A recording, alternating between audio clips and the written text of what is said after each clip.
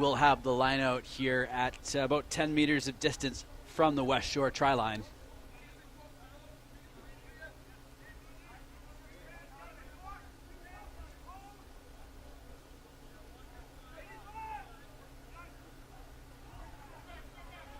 West Shore, though, gained the ball on the line out,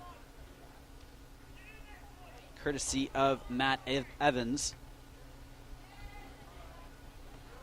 Kicked into touch, and that will take away some of the pressure. It remains a Port Alberni line out.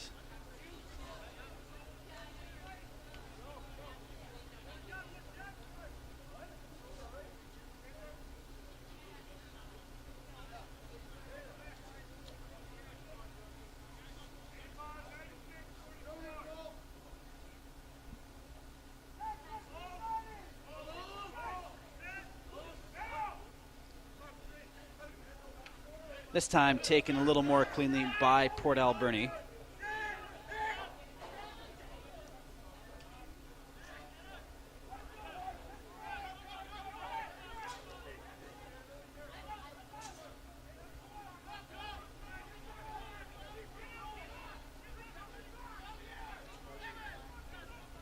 Good drive there from Joe Kalugan, who's got the lone try for Port Alberni in this game thus far.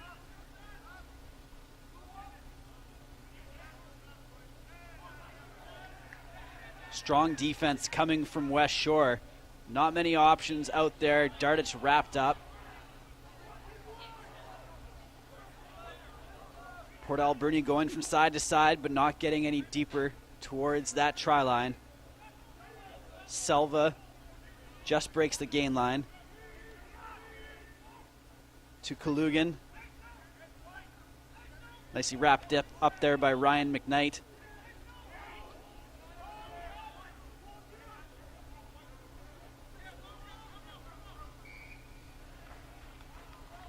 And in the end, the West Shore defense prevails.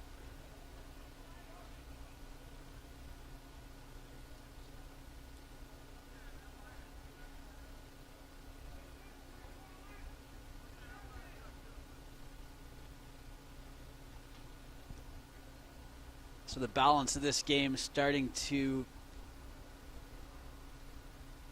not only tilt in West Shore's favor, but with the clock ticking towards its final conclusion, the outcome becoming more and more certain as the moments pass. There are 17 minutes left in this one, and West Shore not quite done yet. Logan Martin-Feek will go over the top with this one and chasing it down. What kind of bounce will he get? It actually goes over everyone and into touch.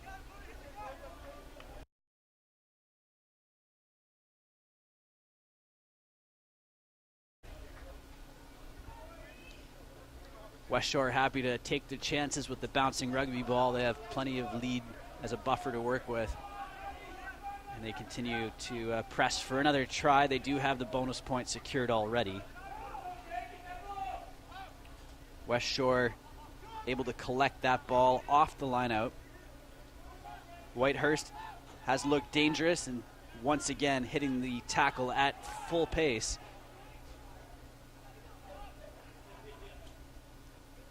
Low pass coming in from Llewellyn. West Shore, they're able to stay in possession. Gervais needs some help out in the wing and does have some players arrive. Looked like a bit of a side entry coming.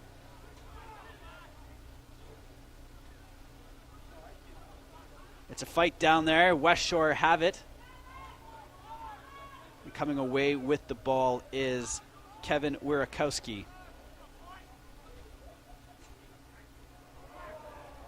Ball bounces off the shoulder of Mitch Millett, and that provides a turnover opportunity for Port Alberni.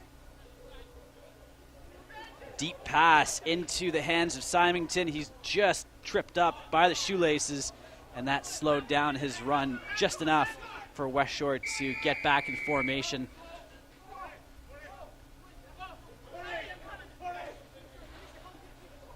Ball chipped into touch. I'm not sure that one was necessarily run through the mark, but I'm not the one out there in the middle.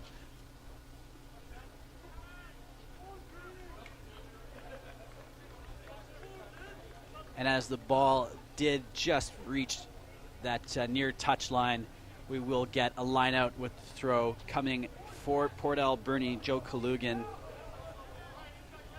trying to find one of the jumpers as there are 15 minutes left in the second half here.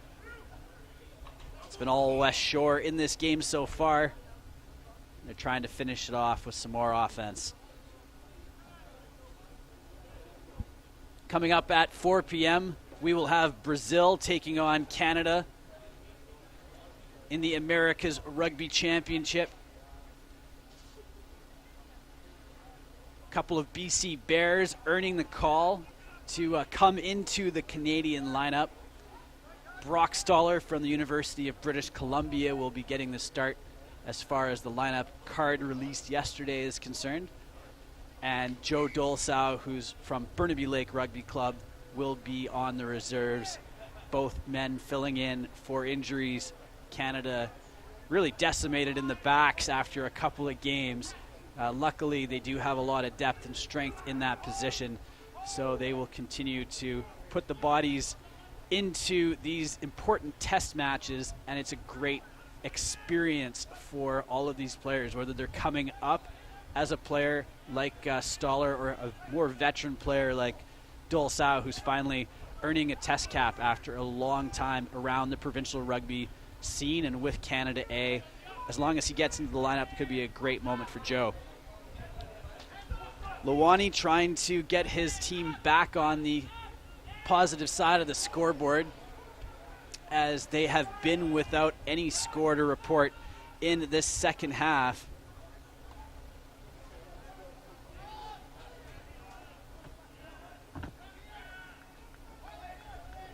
Continuing to trail by a score of 31-10 are the Port Alberni Black Sheep.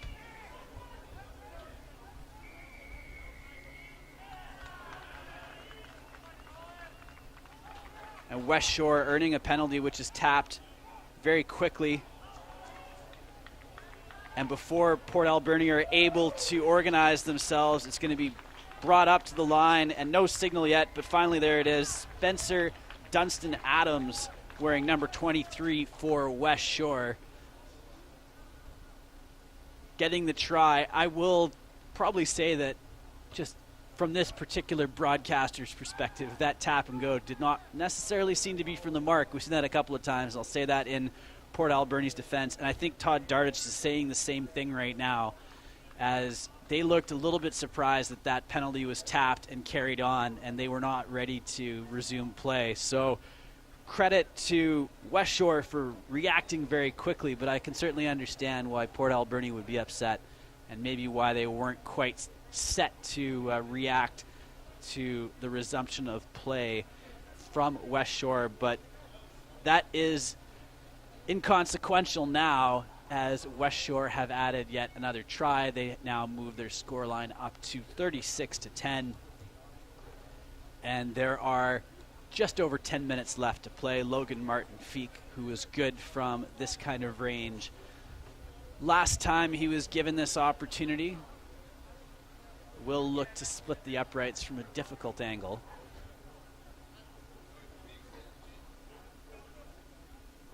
He's got the distance. The flag stay down. So 36-10 is our scoreline right now.